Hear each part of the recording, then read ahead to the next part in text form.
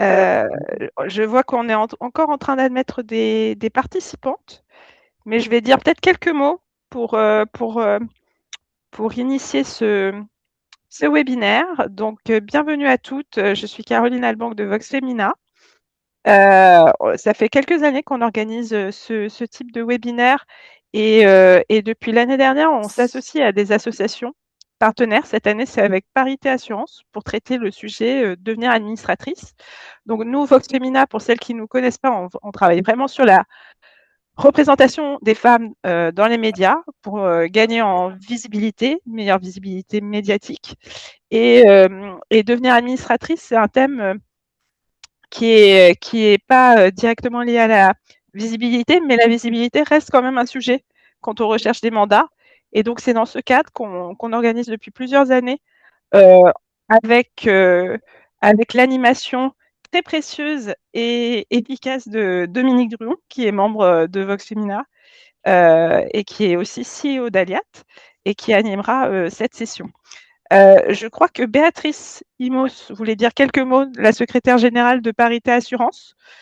Béatrice, si tu es connectée, je Oui, te je donne suis. peut-être la parole. Bonjour, bonjour à toutes. Merci Caroline. Oui, alors Parité Assurance en deux mots, c'est l'association des femmes dirigeantes de l'assurance qui se rapproche de ses 20 ans et qui, au travers de toutes ces années, a développé plusieurs types d'actions avec toujours l'idée d'essayer de tendre évidemment vers la visibilité des femmes, mais surtout vers la parité dans les postes les plus haut placés dans les compagnies d'assurance, compagnies d'assistance, entreprises liées de peu, de loin, de près ou de loin à l'assistance, donc les insurtech, la santé, etc. Voilà, et elle le fait au travers de plusieurs activités, du mentorat, des événements. Et récemment, nous avons lancé plusieurs livres blancs, dont le dernier livre blanc sur les sujets d'égalité financière. Voilà, c'est très très rapide, hein. Et Oui, nous sommes ravis qu'aujourd'hui, deux des intervenantes qui sont invitées par Vox Féminin soient à la fois ou et membres de Vox Féminin et membres de Parité Assurance depuis longtemps. Merci en tout cas d'avoir monté ce webinaire et je suis sûre que ça sera passionnant. Je suis bien sûr à votre disposition pour toute question sur Parité Assurance. Dominique, tu veux peut-être initier vais la enchaîner. discussion? Oui, je vais enchaîner. Donc, je m'appelle Dominique Druon. Je suis une membre fidèle de Vox Femina quasiment depuis la création parce que je suis engagée et je crois beaucoup à la vocation de Vox Femina qui est de donner des ailes aux femmes pour ne pas hésiter à se rendre plus visibles, légitimes pour prendre la parole ou s'exprimer sur des médias écrits ou prendre la parole dans les médias parce que les femmes ont souvent des compétences et un prisme, des choses à dire, et tout simplement qu'elles ont besoin d'être mises en confiance. Donc, ça, c'est la vocation de Vox Femina. Euh, Avec mon cabinet que j'ai créé en 2011, fin 2011-2012, donc maintenant depuis une quinzaine d'années, je suis engagée pour la mixité des femmes dans les sphères de pouvoir et notamment les comités exécutifs et les conseils d'administration. On a des lois qui nous y aident. Les lois créent du chemin créent le possible, mais le chemin pour y parvenir nécessite très souvent d'être des accompagnements, des actions engagées et volontaristes. Voilà. Donc, je suis moi-même administratrice indépendante depuis la loi Copé-Zimmermann dans des conseils d'administration de sociétés cotées, non cotées, familiales, avec private equity. Et je tends la main, je fais la courte échelle aujourd'hui aux femmes pour les aider à ce que nous ayons toutes femmes, et en particulier les plus jeunes aujourd'hui, puisque je fais partie quand même des aînés, des rôles modèles, des retours d'expérience qui nous inspirent et qui nous donnent l'envie et des ailes pour y arriver. Et aujourd'hui, on a deux rôles modèles que sont Louisa et Nelly et qui ont accepté de répondre aux questions que je vais leur poser et donc de se dévoiler et de partager avec vous à la fois leur trajectoire, qui sont mais qui peuvent vous inspirer sur la façon dont vous pourriez. Il n'y a pas une façon de trouver des mandats, il n'y a pas un seul bénéfice à trouver des mandats, mais elles pourront vous inspirer par rapport à ce fameux sujet du premier mandat, comment y arriver et qu'est-ce que ça peut m'apporter. Donc, je vais peut-être, Caroline, si c'est OK, est-ce qu'il y a d'autres présentations globales ou est-ce qu'on peut passer la parole rapidement à Louisa et Nelly pour se présenter? Passons à la discussion avec Louisa et Nelly, bien sûr. Merci. Donc, Louisa, Nelly, on vous passe le micro en 2 minutes, montre en main, votre situation actuelle. Qui démarre? Bon, allez, j'y Louisa? vais, j'y vais. J'y vais. Nelly. Merci Dominique. Donc bonjour à toutes et à tous. Donc je suis Nelly Bressard. J'ai une expertise dans le secteur assurance, dans des univers et structures très variés, à la fois le courtage, les mutuelles, les assureurs, les insurtech, avec des fonctions de direction opérationnelle, en fait, de deux types. Soit j'ai tenu des fonctions de direction marketing, digital, communication, par exemple chez Groupama ou à la Maïf, donc des rôles de développement, de transformation du business. Soit j'étais à des rôles de direction générale ou de direction générale adjointe de compagnies, donc petites compagnies ou petites mutuelles d'assurance, donc comme directrice générale d'Amaguise, filiale de Groupama, ou directrice générale adjointe de la Mutuelle des motards. Donc à ce moment-là, c'est des rôles qui sont de DG, DGA, donc plus holistiques et plus, on va dire, stratégiques que les autres rôles opérationnels. Et à présent, depuis 3 ans, je suis advisor et consultante, donc essentiellement sur ce que je sais faire, c'est-à-dire des sujets de stratégie, de développement d'activités, de diversification pour des directions générales et des COMEX d'acteurs de l'assurance, ou alors pour des sociétés de technologie et de services qui veulent adresser le secteur de l'assurance. Et pour finir, j'ai un mandat d'administratrice indépendante aujourd'hui. Donc, je parle d'administratrice indépendante au sein d'une société qui s'appelle MUA Assurance, qui est une société d'assurance vie non-vie qui opère en Afrique de l'Est dans 5 pays différents. Voilà, bonjour à toutes et à tous. On reviendra sur comment tu as trouvé ce mandat. Mais là, tu nous as posé le cadre.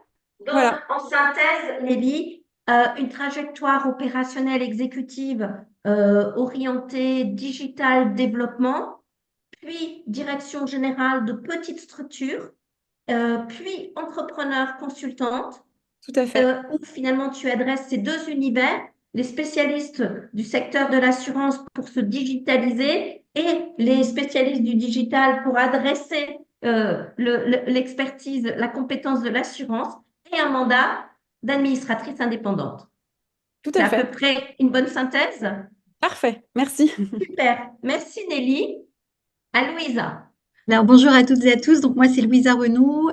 J'ai 25 ans d'expérience dans les secteurs de l'assurance, l'assistance, la santé. Je suis ce qu'on appelle un profil hybride, c'est-à-dire que j'ai fait du conseil et j'ai travaillé en entreprise dans des fonctions opérationnelles, en transformation, en finance, en risque, dans des fonctions de dirigeante également. Je suis aussi expert comptable et commissaire aux comptes du fait de ma formation, de mon parcours scolaire. Et donc, eh bien, aujourd'hui, à travers mon parcours, j'ai eu la chance d'avoir des mandats d'administratrice dans divers univers, des univers évidemment associatifs, on en a parlé en introduction, des univers aussi d'entreprise, de start-up, on en parlera un petit peu plus tard, et puis dans des organisations internationales. Super. Donc, Louisa, si j'apporte le même éclairage, et ce qui est intéressant, c'est à quel point vous allez être deux rôles modèles totalement complémentaires. Louisa, c'est une dirigeante aussi du secteur de l'assurance, avec un parcours opérationnel dans des activités de transformation, de risque autour de la gestion du risque et de la finance. Elle a un background, elle, vous l'avez compris, de chiffres, expertise comptable et commissaire aux comptes. Donc, elle va être dans un prisme plutôt lié à la fois à la sécurisation d'un business, au contrôle, à la fiabilité, à la gestion des risques, là où notre amie Nelly était plus sur le développement, le marketing, le digital, et on va voir que la mission d'un conseil d'administration, c'est évidemment de challenger une feuille de route stratégique, d'être en capacité de la valider, de contrôler son exécution, et que donc les deux pieds de la gouvernance, c'est-à-dire le soutien, le challenge, la stratégie et le contrôle, la fiabilité, la conformité, eh bien, Nelly, comme Louisa l'incarne, et on va voir qu'il est important, on y reviendra, qu'il y ait des profils complémentaires dans un conseil, à condition, et vous allez les entendre, d'apporter quelque chose de fondamental qui est le soutien à la direction générale. Et ça, c'est ce qui va finalement les relier. Alors, on va revenir, si vous le voulez bien, chacune sur votre premier mandat. Ce qu'on va vous proposer, c'est que je vais les questionner sur 3 questions centrales. Et si vous avez vous-même des questions, eh bien, c'est de les garder pour vous, de les noter dans le chat.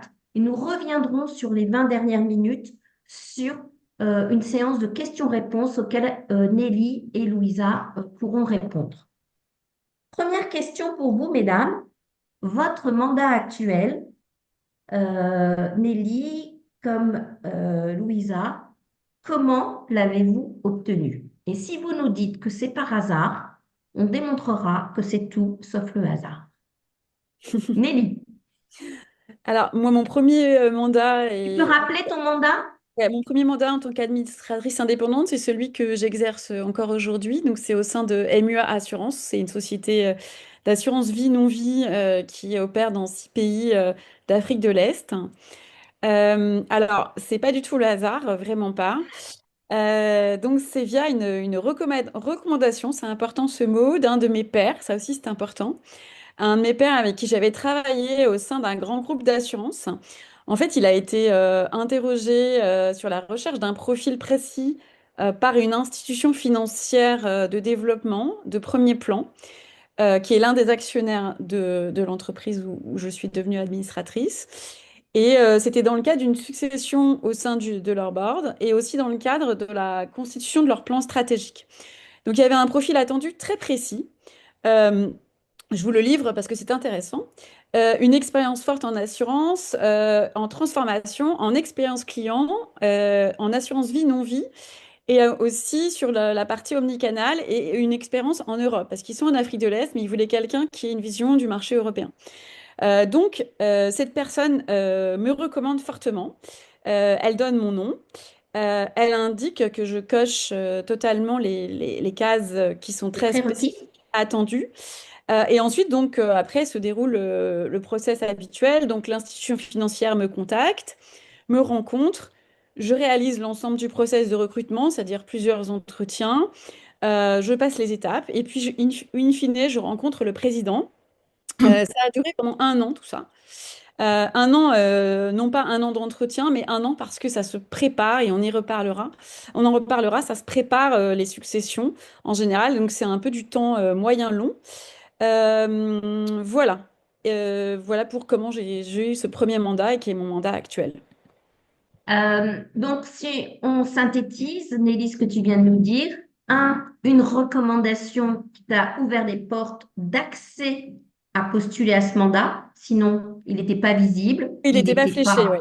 il n'était pas fléché, il n'était pas sur Pas une public. plateforme, il n'était pas, voilà. Donc, on reviendra sur le marché un peu caché des mandats auxquels tu as pu accéder comme candidate par une recommandation forte Mhm. qui t'a fléché dans un process de recrutement dans le cadre d'un remplacement d'un administrateur dont le mandat arrive à échéance et donc dans une logique de renouvellement. Tout à C'est fait. ça?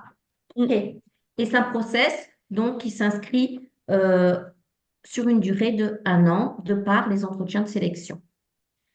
Oui, et Merci puis de beaucoup. par le fait qu'on travaille en général 1 an avant, quand c'est une succession, on imagine 1 an avant qui va pouvoir être le profil, de quoi on En a besoin, fait, et, tout et on simplement, ce que cherche. tu évoques, c'est que les mandats ont des durées limitées, que parfois dans les statuts, il est évoqué le fait que, on a le droit de renouveler N fois le mandat, Mm, ou il y a des limites d'âge, si mm. bien que, en fait, ça s'anticipe.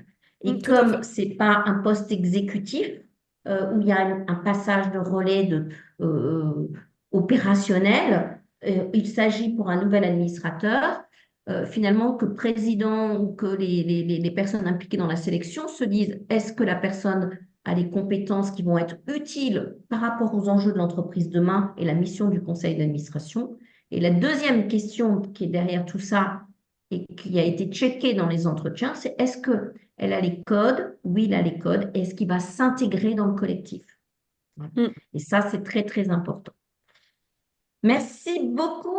On écoute Louisa. Comment ça s'est passé de ton côté?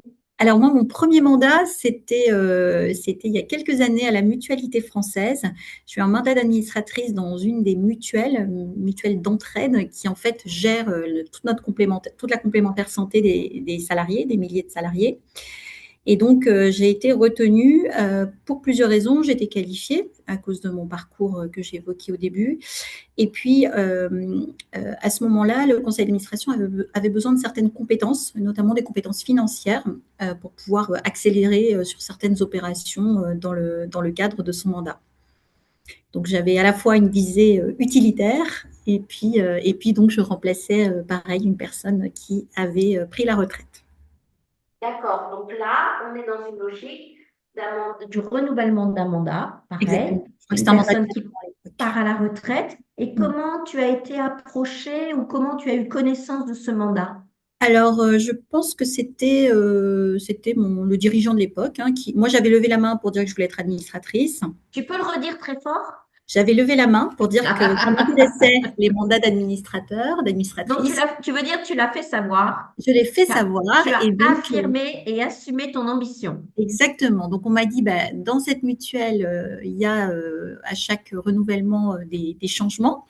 Donc, tu peux candidater. Donc, j'ai candidaté et voilà, j'ai été immédiatement retenue. Ok, super. Donc là, on retient, pareil, pas forcément un appel à candidature avec sur la place publique, avec un recrutement, un process de recrutement via un cabinet ou pas du tout. Mais on s'inscrit dans une logique de continuité du fonctionnement du conseil d'administration et du non-renouvellement d'un mandat. Donc, il ne s'agit pas de virer des gens, il ne s'agit pas, c'est juste un départ à la retraite. Donc, c'est tout ce qu'il y a de plus anticipable, prévisible. Donc, là encore, on est sur le temps, tout ce qui se passe en préalable, parce que souvent, on voit la partie émergée de l'iceberg au moment où on a le mandat, mais en réalité, il y a tout un travail préalable. Ce qui est intéressant dans ton témoignage, Louisa, c'est que tu as fait savoir, donc au moment où finalement il y a des personnes présentes au board qui sont au fait que, ou plus proche du board, qu'il va y avoir un mandat à renouveler, et bien finalement, le fait que tu aies levé la main, tu es identifié et tu rentres dans un process, effectivement, à ce moment-là, de sélection, mais qui va être un process finalement assez limité en termes de nombre de candidats. Il n'y a pas des centaines de candidats qui vont venir répondre à ce contexte. Merci beaucoup pour cette première question. Je vais enchaîner sur une deuxième question qu'on nous pose souvent. Vous êtes des spécialistes du secteur de l'assurance et aujourd'hui, de par le partenariat avec Parité Assurance, nous avons des femmes du secteur de l'assurance qui nous écoutent et qui nous regardent. Est-ce que vous considérez qu'il y a une spécificité particulière liée au secteur de l'assurance pour exercer un mandat? Est-ce qu'il faut être issu de ce secteur d'activité pour pouvoir exercer un mandat? Quelles sont les spécificités? Qu'est-ce qui vous a aidé? Et est-ce qu'il y a de la place pour d'autres profils qui ne soient pas issus du secteur de l'assurance? Qui veut, qui veut démarrer? Je vais démarrer. Alors, je pense que dans l'absolu, quand on regarde les compagnies d'assurance, y compris les compagnies cotées, on voit bien qu'il y a des administrateurs qui ne sont pas issus du secteur. Donc, la condition d'être issu d'un secteur n'est pas une condition absolue dans un conseil d'administration. Après, quand on veut effectivement entrer dans un conseil, ça aide, bien entendu, de connaître l'entreprise, le secteur et de pouvoir tout de suite finalement démontrer ce qu'on va apporter. Parce que souvent, ce qui va être recherché dans le recrutement d'un administrateur ou d'une administratrice, outre la question de la recommandation, il va y avoir effectivement la question de la compétence. Par exemple, vous pouvez être sur une entreprise qui, à un moment donné, va se tourner vers une croissance externe dans certaines zones géographiques. Donc, elle va rechercher des spécialistes de la croissance externe ou des spécialistes de la zone géographique en question. Ça peut être aussi de l'expertise liée à une acquisition d'une start-up dans un univers un peu particulier, un rapprochement dans un secteur voisin, la santé par exemple, pour l'assurance.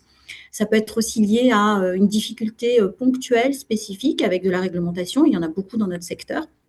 Donc finalement, tout ce que vous êtes capable d'apporter avec vos compétences actuelles et votre connaissance, c'est ce qui va aussi probablement pouvoir créer la conversation sur le fait qu'il y a un mandat disponible et que vous souhaiteriez le prendre. Merci Louisa. Est-ce que tu veux compléter, Nelly?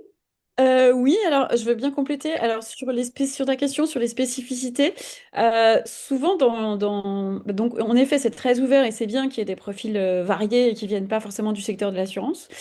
En revanche, souvent ce qu'on constate, c'est que souvent dans les boards de notre secteur, comme dans d'autres secteurs d'ailleurs, mais encore plus du fait que ce soit une profession réglementée, il y a quand même un certain manque, entre guillemets, manque qui n'est pas très grave, mais je pense que c'est important d'avoir d'autres profils de diversité quelque part en termes de compétences, avec souvent une très forte surreprésentation de profils très très financiers, très juridiques, etc. Et comme l'a dit Louisa, au regard des projets stratégiques, au regard des nécessités d'éclairer en fait des décisions, de questionner, ça fait vraiment sens d'avoir soit des acteurs d'autres secteurs, soit des acteurs du secteur, mais qui ont, par exemple, une expertise sur les transformations technologiques, une expertise sur la distribution, sur la conduite du changement, sur la data, sur l'IA, sur une vision marché. Bref, en tout cas, l'intérêt, c'est d'avoir une diversité des compétences. Donc, le message aussi, c'est que c'est pas parce que on n'est pas spécialiste uniquement de la finance et du juridique qu'on va trouver sa place et que c'est intéressant. Il y a sans doute moins de place pour ces profils-là, mais c'est intéressant justement d'avoir ces apports. Par exemple, si je prends mon cas, en termes de transfo, de digital, de distribution et d'assurance. Et c'est pour ça que mon profil a été choisi. C'est pour ces compétences-là. Et donc, ça montre que, il peut y avoir en effet une diversité aussi dans ce secteur. Voilà, donc je pense que le côté spécifique, c'est que comme c'est réglementé, on a encore plus de profils plus financiers que dans d'autres secteurs. C'est ce qu'on observe en tout cas. Alors, merci de vos deux témoignages. Je voudrais apporter peut-être une synthèse et aussi un retour d'expérience. Ce que vous évoquez, c'est à la fois un constat, une observation vue du point de vue de l'entreprise et vue du point de vue de la candidate administratrice. Vu du point de vue d'une entreprise dont le secteur de l'assurance qui est effectivement très réglementé, il y a des figures imposées. Donc, il y a une obligation d'avoir des administrateurs fit and proper, d'avoir des profils conformité actuaires, financières. C'est non négociable dû à la réglementation. Mais c'est valable dans le secteur bancaire, c'est valable dans le secteur, par exemple, de la santé pour les mises sur le marché de médicaments ou autres. Tous les secteurs réglementés ont une obligation d'avoir dans leur instance de contrôle et d'orientation stratégique des compétences qui vont assurer la conformité, contrôler la conformité à la réglementation. Ça, c'est le premier point. Donc, oui, il y a 15 ans, il y a 20 ans, il n'y avait pratiquement que des hommes, CEO ou CFO, spécialistes des secteurs, ou pas d'ailleurs, mais quand même CEO, CFO, dans les conseils d'administration. Là où le monde a changé depuis 15 ans, c'est effectivement dans ce qu'évoque Nelly, la diversité. Et dans la nature de la diversité, c'est la mixité. La loi Copé-Zimmermann a ouvert l'accès des conseils d'administration aux femmes. Ça ne veut pas dire qu'il n'y avait pas de femmes compétentes, mais il y avait des pratiques qui faisaient que des hommes CEO et CFO du secteur de l'assurance se cooptaient. Vous avez bien vu qu'il y a un sujet de cooptation. Le fait d'amener des femmes a amené un début de diversité. Et du coup, les femmes se posent la question, comment je peux trouver mon premier mandat? Et vous avez vu que à la fois Nelly comme Louisa ont trouvé leur premier mandat parce qu'elles l'ont fait savoir, parce qu'elles ont levé la main et parce qu'elles ont été recommandées, notamment par des hommes, pour rentrer dans le process. Ce qui est sûr, c'est que pour convaincre, quand on n'a jamais eu de mandat, pour convaincre et rassurer, on est plus à l'aise soi-même dans un secteur d'activité que l'on connaît. Donc, on est plus percutante, on est plus convaincante sur la capacité, dans une posture non exécutive, donc de contrôle, de soutien, de challenge, d'apporter de la création de valeur dans un secteur d'activité que l'on connaît. Donc, nous, ce qu'on constate, puisque dans mon cabinet, on forme, on certifie et on recrute des administrateurs, c'est que en premier mandat, vous serez de toute façon vous-même plus convaincu, donc plus convaincante dans un secteur d'activité, dans votre secteur d'activité que vous connaissez. Le sujet, c'est pas se mettre en conflit d'intérêts, évidemment, ou en concurrence, mais vous serez plus convaincante. Et ensuite, en deuxième, en troisième mandat, vous allez devenir ce qu'on appelle bankable, c'est-à-dire que vous avez un track record, vous êtes vous-même convaincu que vous pouvez apporter de la valeur, donc vous saurez plus facilement convaincre pour rejoindre un conseil d'administration. Donc, on constate dans tout secteur d'activité, en particulier s'il est réglementé, qu'il est plus facile en premier mandat d'obtenir son mandat dans ce secteur d'activité que l'on connaît. Maintenant, vu du point de vue de l'entreprise, si on n'a que des profils clonés, et vous voyez bien qu'avec Louisa et Nelly, on a des profils du secteur d'activité, mais très complémentaires dans le prisme d'analyse et de vote des prises de décision, dans la relation au risque, dans la relation à l'opportunité de développement, dans le contrôle à la conformité. Ce sont des profils complémentaires.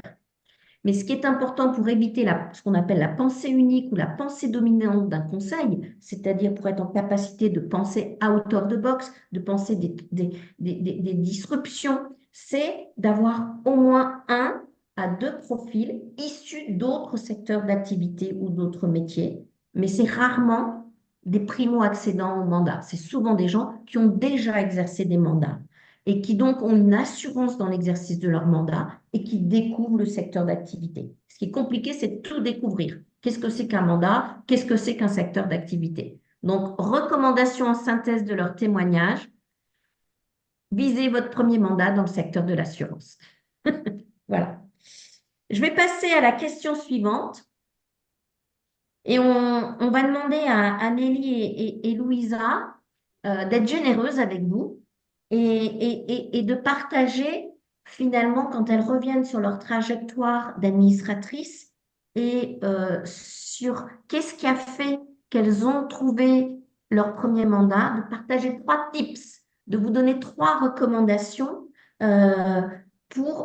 qui pourront vous guider, dont vous pourrez vous inspirer pour votre recherche de premier mandat. Et là, comme je sais qu'elles vont vous dire des choses convergentes et complémentaires, je les laisse s'exprimer.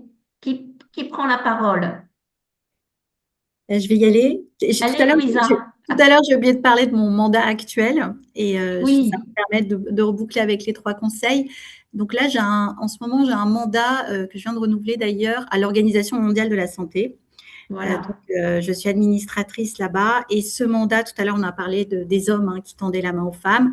Il se trouve que ce mandat, c'est une vraie histoire de sororité puisqu'en fait, c'est la fondatrice de l'association Parité Assurance qui a été présentée tout à l'heure par Béatrice, donc Claire Baudin, qui avait ce mandat pendant des années. Elle est une grande dirigeante, elle a été une grande dirigeante dans le secteur pharmaceutique. Et au moment où elle a décidé de prendre sa retraite, elle s'est dit, si je lâche ce mandat, il va repartir chez un homme. Donc, elle nous a contactés dans l'association. Elle nous a dit, les filles, qui voudraient candidater pour ce mandat parce que je pense que sinon, il va être pris par un homme. Donc là aussi, j'ai levé la main et donc j'ai tenté ma chance. Et il s'est trouvé en fait que même si j'étais très impressionnée par l'envergure de ma place, j'étais sur un secteur que je maîtrisais, des compétences exactement qui convenaient pour l'OMS.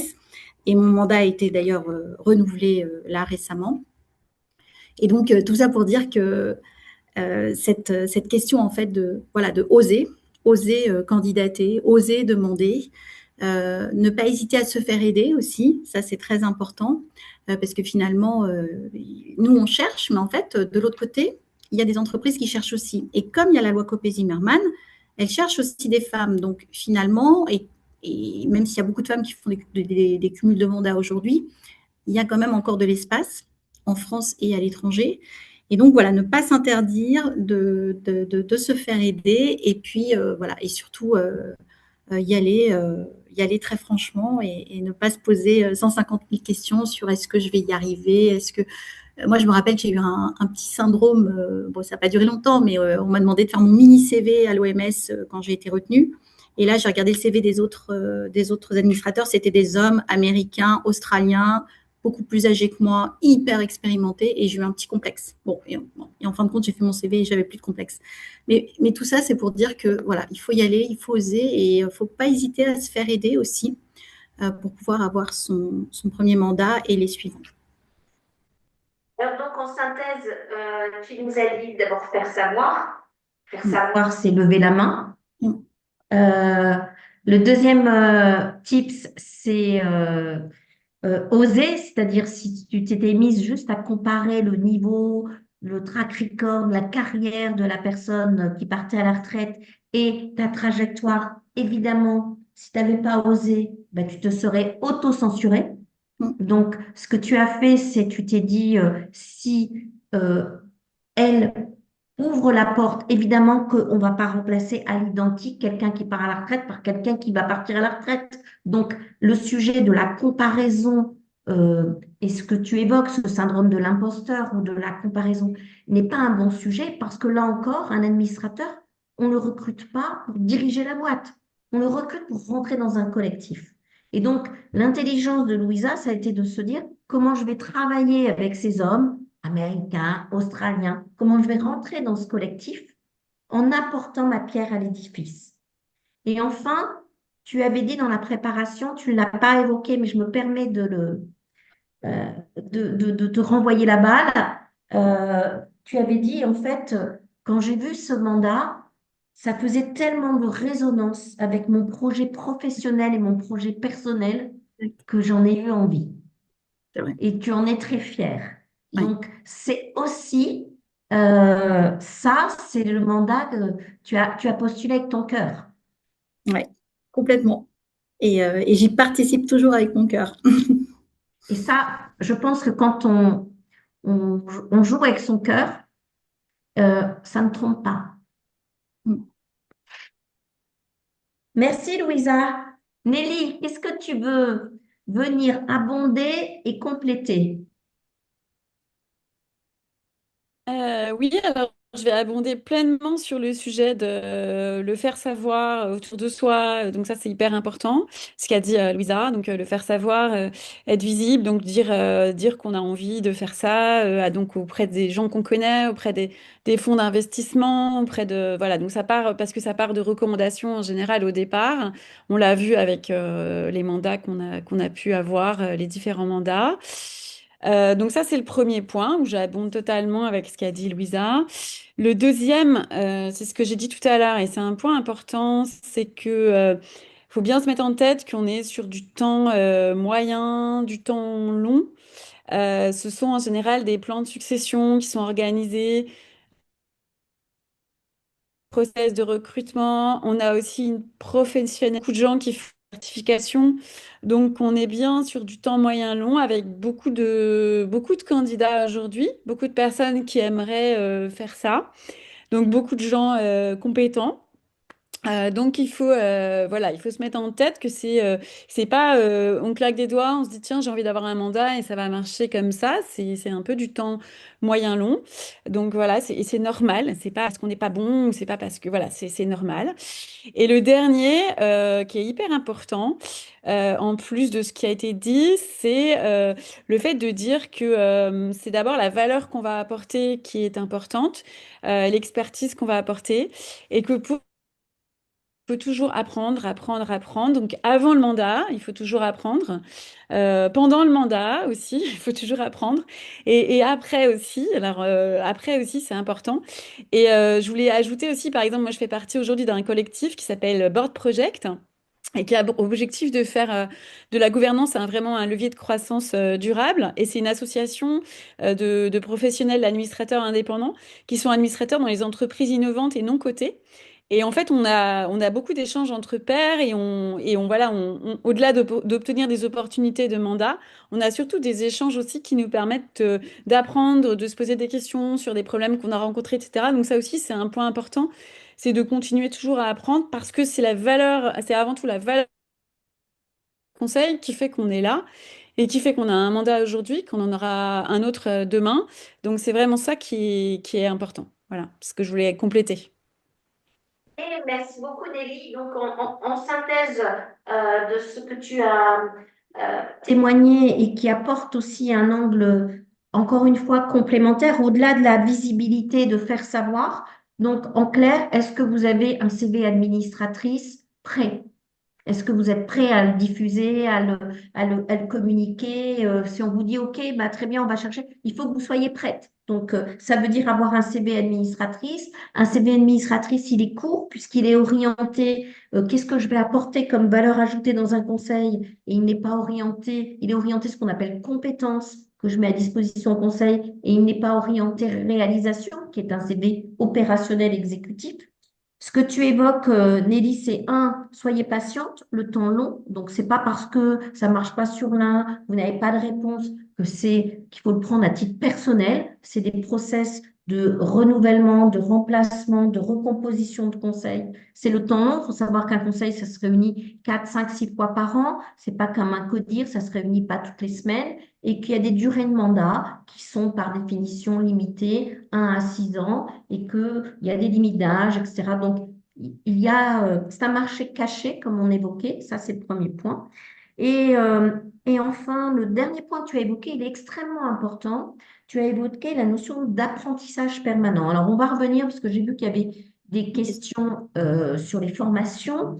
Tu as évoqué le fait de se former en amont, le fait de se former pendant l'exercice de son mandat et en permanence. Effectivement, la réglementation a amené une professionnalisation de la gouvernance. Avant, on parlait d'ailleurs de jetons de présence, hein. Les administrateurs venaient, s'ils étaient là, ils étaient parfois payés, ils étaient payés. Maintenant, on parle de rémunération depuis la loi Pacte des administrateurs. Ça veut dire qu'en fait, on attend des administrateurs qu'ils travaillent. Ce n'était pas forcément le cas il y a 15-20 ans dans l'entre-soi masculin. Qu'ils travaillent, les obligations des entreprises sont de plus en plus importantes, les contrôles, les risques, etc., sont de plus en plus importants. Donc, cette professionnalisation, elle se fait de plusieurs façons. De façon, effectivement, il y a 20 ans, il n'y avait pas de certification. Depuis 15 ans, il existe des certifications en France, dans le monde anglo-saxon depuis bien plus longtemps, et certaines sont plus ou moins longues, plus ou moins spécifiques, adressent plusieurs marchés, certains pour les grandes boîtes cotées, d'autres pour les groupes internationaux, certaines pour les entreprises familiales. Il y a même un certificat spécifique pour le secteur de l'assurance. Donc, est-ce qu'il faut obligatoirement être certifié pour trouver un mandat? Non. Est-ce que être certifié, avoir suivi une formation certifiante aide à trouver un mandat? Oui. D'abord, ça aide à savoir de quoi on parle, à savoir ce qu'on attend de nous, quand est-ce qu'on est mandataire social, quand est-ce qu'on n'est pas, quels sont les risques, quelles sont nos obligations, quelles sont les typologies d'administrateurs qu'il peut y avoir autour de la table, etc. Est-ce que ça donne une garantie de trouver un mandat? Non. Aucune certification ne donne une garantie. Donc, quelque part, c'est un juste équilibre entre le fait de monter en compétence et une certification, ça donne un niveau. Mais encore une fois, c'est un budget, c'est un temps d'investissement et donc c'est toujours un curseur à trouver entre le fait de monter en compétence pour prendre son mandat et évidemment au fil du temps, dans l'exercice de son mandat, eh bien, certains conseils forment les membres de leur conseil d'administration. Il y a des obligations de monter en compétence permanente. Et ce qu'a évoqué Nelly, le Board Project, c'est une super initiative de pairs PAIR qui sont plutôt dans le retour d'expérience. Il y a ensuite des associations d'administrateurs, hein. Il y a l'Institut français des administrateurs, c'est une association au départ.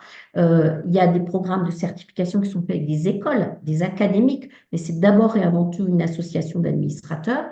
Il y a une autre association qui s'appelle l'APIA, Administrateur professionnel indépendant associé, qui s'adresse plutôt aux PME ETI, c'est un peu loin du secteur euh, de, euh, de l'assurance, mais voilà, il y a des associations où les administrateurs partagent des retours d'expérience.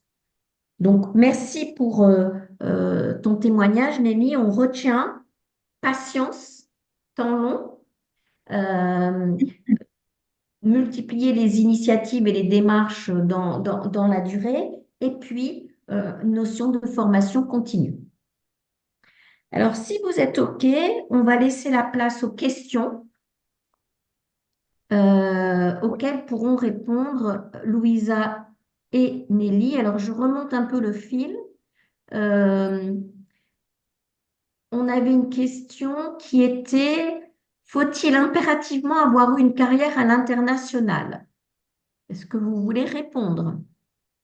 Alors, moi, je dirais que sur des mandats, par exemple, à l'étranger, en Angleterre, ou là, à l'OMS, par exemple, ou à l'ONU, enfin, ou dans des organisations internationales, il faut quand même, oui, enfin, en tout cas, il faut parler couramment la langue et montrer qu'on a eu des expériences, pas forcément d'expatriation, mais que dans le cadre de sa carrière, on a été amené à avoir des déplacements ou en tout cas des collaborations avec du réseau international.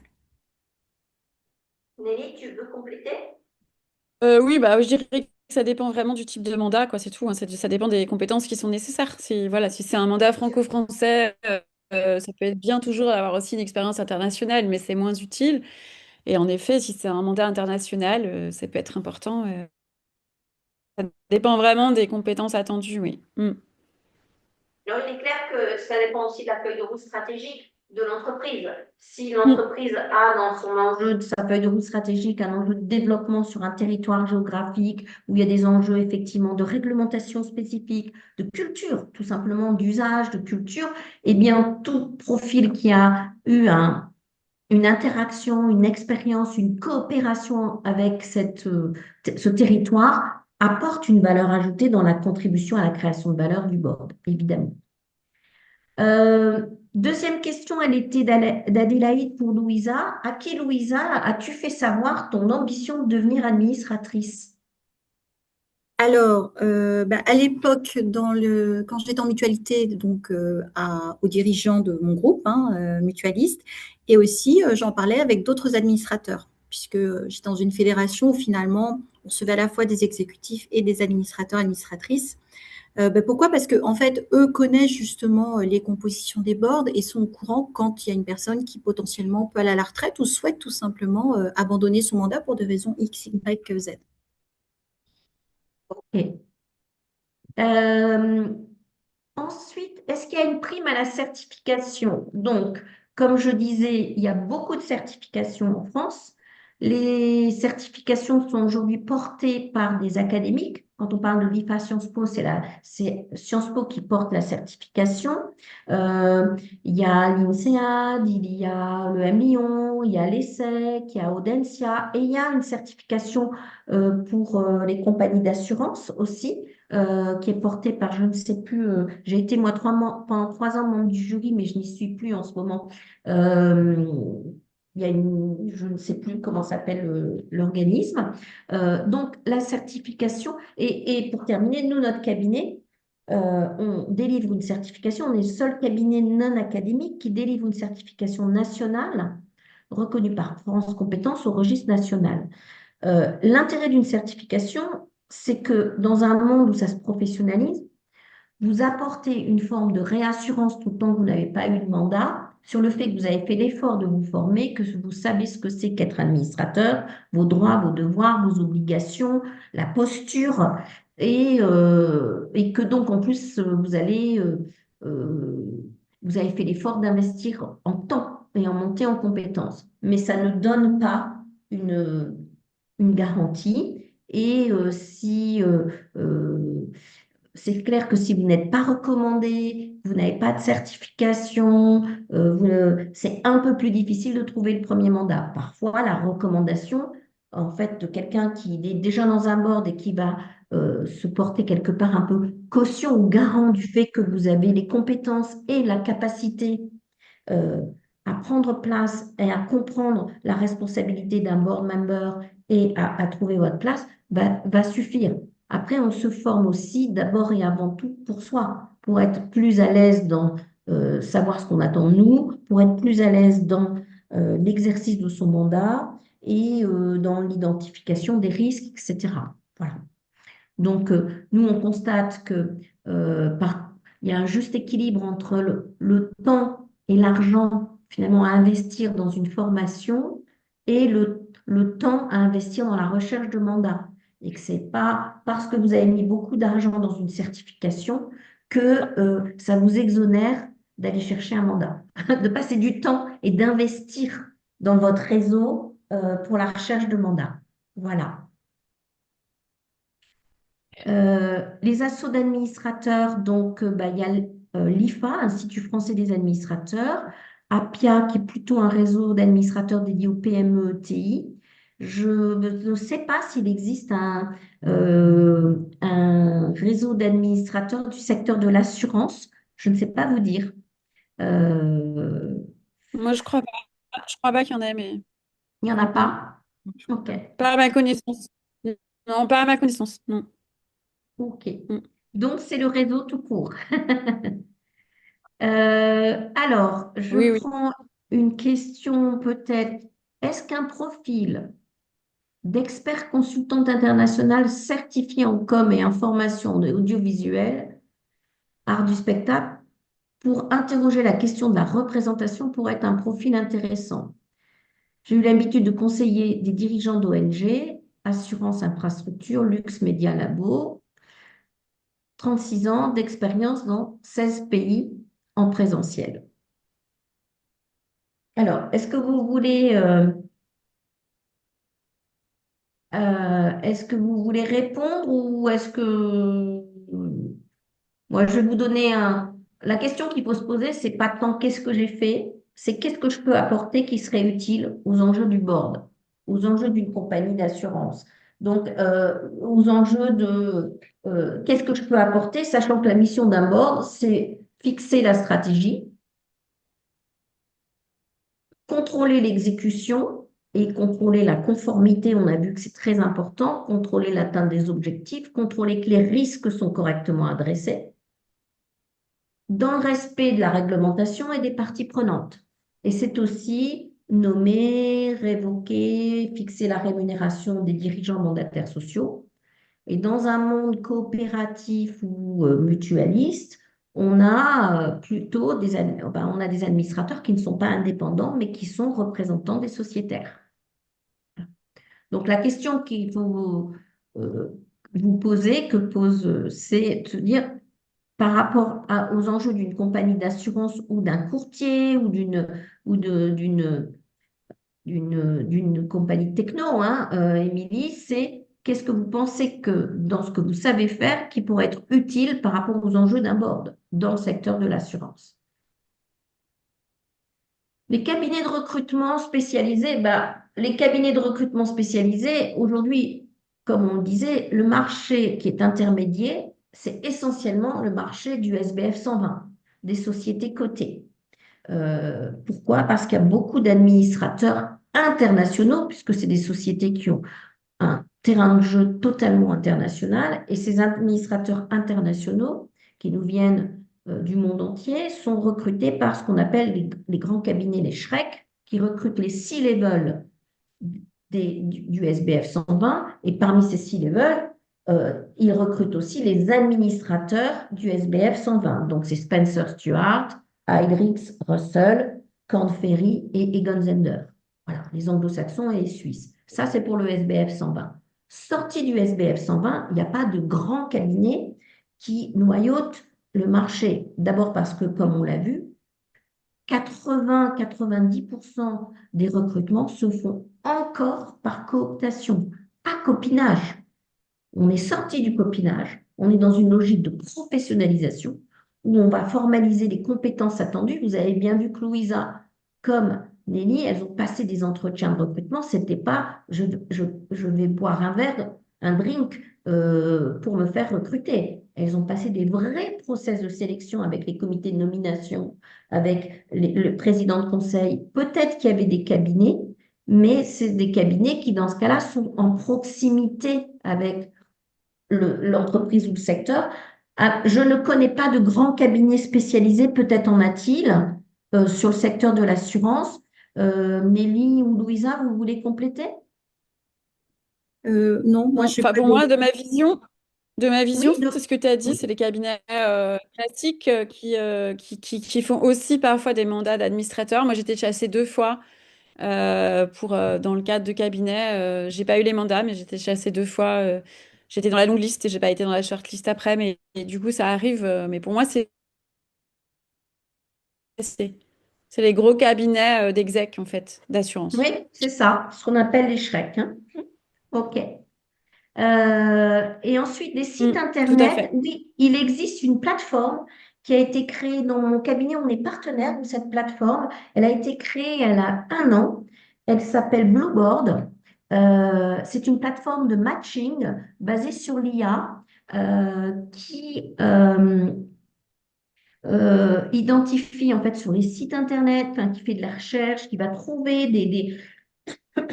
des mandats qui ensuite approchent les entreprises et qui s'inspirent bien sûr de ce qui se passe dans le monde anglo-saxon, où il y a davantage de plateformes aux États-Unis ou en Angleterre. En France, il y en a donc une qui vient de se créer et c'est en train de monter en compétences. La volumétrie des mandats qu'ils ont est encore limitée. Donc, ça s'appelle Blueboard. Nous, on a développé un partenariat avec mon cabinet puisque nos certifiés euh, ont des conditions d'accès privilégiées la première année pour pouvoir tester cette plateforme puisque nous faisons tout pour favoriser, démultiplier les opportunités de mandat de nos certifiés. Voilà, donc Blueboard, c'est la seule que je connaisse personnellement en France et qui est une plateforme récente pour laquelle vous devez pouvoir peut-être même d'ailleurs être en mode observation, c'est-à-dire vous pouvez voir un peu les mandats qu'il y a sans être en mode, vous ne pouvez pas être chassé, approché, vous ne pouvez pas postuler. Et après, ils sont sur un modèle d'ARR, hein, donc c'est des abonnements 6 mois ou annuels euh, qui restent modestes. Voilà. Le nom de mon cabinet, donc moi je m'appelle Dominique Druon, D-R-U-O-N. Le cabinet s'appelle Aliat, A-L-I-A-T-H, et il est spécialisé en gouvernance. Et on a une formation certifiante qui s'appelle Exercer un mandat d'administrateur de 21 heures avec 4 heures d'examen et de grand entretien. Elle est finançable en partie par le CPF puisqu'il vient d'y avoir une réforme du CPF. Et donc, elle coûte 4 200 € TTC, formation et certification. Il y a 1 500 € finançables par le CPF. Mais il peut y avoir un abondement de l'entreprise aussi, évidemment. Voilà, donc si vous êtes intéressé, vous pouvez nous adresser un mail sur mon adresse mail, dominique.drugnon@aliat.fr. Il nous Dominique, reste 2 minutes. ouais. Je vois qu'il y a une question sur l'investissement temps horaire du mandat. En général, c'est une question qui est régulièrement posée. Oui. Peut-être c'est intéressant d'en dire 2 mots. Si Nelly et Louisa peuvent Voilà, peut-être on va leur partager. demander leur témoignage, peut-être. Alors, ça dépend des périodes et des phases. Par exemple, là, à l'OMS, l'année dernière, on a passé beaucoup de temps sur un très gros projet avec des enjeux sur plusieurs millions, donc un truc très important. Donc là, j'ai passé un peu plus de temps, mais donc ça reste quand même des temps raisonnables. C'est quelques jours par an. Moi, je suis salariée, donc ça reste compatible aussi. J'ai vu la question passer un moment, hein, la compatibilité avec mon contrat de travail et aussi avec les règles d'indépendance qui étaient très strictes de l'OMS, que je respecte aussi. Il faut aussi savoir quand vous êtes salarié qu'il y a des mandats non rémunérés que votre employeur peut considérer comme compatibles avec votre activité à condition qu'il vous en donne l'autorisation, bien entendu. Donc, c'est pas impossible de commencer à être administratrice tout en étant salariée. Ça, c'est quand même important de le dire. Voilà. Et donc, en termes de temps et d'investissement, c'est selon ce sur quoi on s'est mis d'accord au moment de prendre le mandat. Ça va de quelques jours à quelques semaines, généralement, et aussi en fonction de la rémunération, bien entendu, qui est prévue au mandat. Nelly? Moi, je dirais que ça dépend des mandats. Moi, j'ai eu 2 mandats, là, j'en ai plus qu'un, mais ça dépend. J'en avais un où il y avait une réunion par mois, plus les temps de travail entre les deux, entre les différents boards. Et l'autre où c'est plutôt une tous les 3 mois, mais qui est plus longue. Donc je dirais que entre les boards et puis le travail de lecture, de réflexion sur certains chantiers, comme disait Louisa, je pense que c'est quand même au moins une dizaine ou une douzaine de jours par an, voire plus, quoi. Enfin, c'est quand même un travail, hein. C'est pas, c'est minimum ça, en fait. Enfin, moi, les 2 mandats, c'est minimum 12 jours par an, quoi, minimum, hein. En fait, Voilà. ça va dépendre beaucoup de la, Voire un peu plus, hein, même à dépendre. de la taille de l'entreprise et de sa maturité. Si elle est en start-up, elle est en accélération aussi, elle est dans un mode de croisière. Dans le monde associatif ou coopératif, ça peut être aussi plus régulier, mais dans une entreprise en mode dit de croisière, on a 4 à 6 mandats, 4 à 6 conseils par an, et on considère qu'il faut doubler le temps de contribution entre le temps de présence et le temps de préparation et ce qu'on appelle de disponibilité euh, pour le téléphonique, échange, etc. C'est pas un temps dédié travail et c'est en ce sens où Louisa dit c'est compatible avec une activité opérationnelle, mais c'est aussi du temps parfois masqué. Mais le temps présentiel dédié, c'est on va dire entre 4 et 10 sessions de travail, en fonction du fait qu'on a un mandat par mois ou un mandat par trimestre. Et, et les réunions, c'est une demi-journée assez souvent. Quand il y a des comités, ça peut être un peu plus pour les sociétés cotées. Je propose de clore cette session. Un grand merci à toutes les trois pour ce partage d'expérience et ces témoignages. Je vois qu'il y a il y a peut-être encore quelques questions qui mériteraient d'être répondues, mais n'hésitez pas à m'envoyer un message que je ne manquerai pas de transmettre pour si vous estimez que ça n'a pas été traité ou que vous avez encore besoin de réponses. Ce webinaire a été filmé, donc enfin enregistré en vidéo et il sera disponible en replay dans notre prochaine lettre, dans la prochaine lettre de Vox Femina. Voilà, donc je vous souhaite une très bonne journée et à bientôt. Merci. Merci Bonne à tous journée. et bravo à Louisa et Nelly Merci. Bravo, merci. pour leur Merci. générosité. Merci beaucoup, Merci bravo. beaucoup. Merci. Merci. Bonne journée à tous. Au revoir.